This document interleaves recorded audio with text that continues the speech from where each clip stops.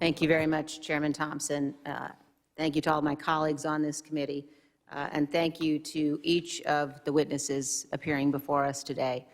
It is because of you. You held the line. You defended all of us. You defended the Capitol, and you defended the Constitution and our republic. And every American owes you our undying gratitude. Every American, I hope, will be able to hear your testimony today and will watch the videos. The videos show the unbelievable violence and the inexcusable and intolerable cruelty that you all faced, and people need to know the truth. I want to begin by reflecting briefly on the investigation that we're launching today.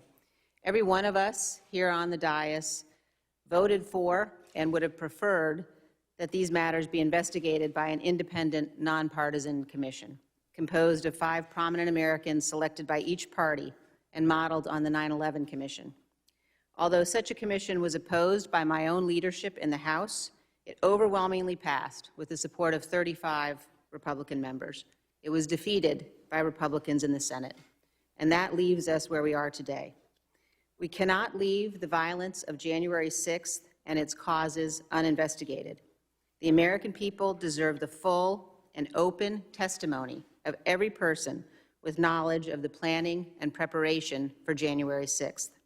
We must know what happened here at the Capitol. We must also know what happened every minute of that day in the White House, every phone call, every conversation, every meeting leading up to, during, and after the attack. Honorable men and women have an obligation to step forward.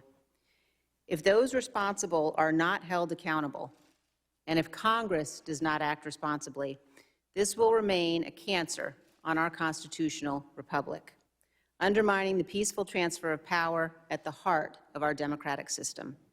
We will face the threat of more violence in the months to come, and another January 6th every 4 years. I have been a conservative Republican since 1984, when I first voted for Ronald Reagan. I've disagreed sharply on policy and politics with almost every Democratic member of this committee. But in the end, we are one nation under God. The framers of our Constitution recognized the danger of the vicious factionalism of partisan politics. And they knew that our daily arguments could become so fierce that we might lose track of our most important obligation, to defend the rule of law and the freedom of all Americans. That is why our framers compelled each of us to swear a solemn oath to preserve and protect the Constitution. When a threat to our constitutional order arises, as it has here, we are obligated to rise above politics. This investigation must be nonpartisan. While we begin today by taking the public testimony of these 4 heroic men, we must also realize that the task of this committee will require persistence. We must issue and enforce subpoenas promptly. We must get to objective truth. We must overcome the many efforts we are already seeing to cover up and obscure the facts. On January 6th and in the days thereafter, almost all members of my party recognized the events of that day for what they actually were. One Republican, for example, said, quote, "What is happening at the U.S. Capitol right now is unacceptable and un-American.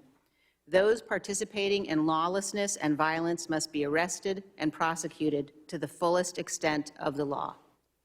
No member of Congress should now attempt to defend the indefensible, obstruct this investigation, or whitewash what happened that day. We must act with honor and duty and in the interest of our nation. America is great because we preserve our democratic institutions at all costs.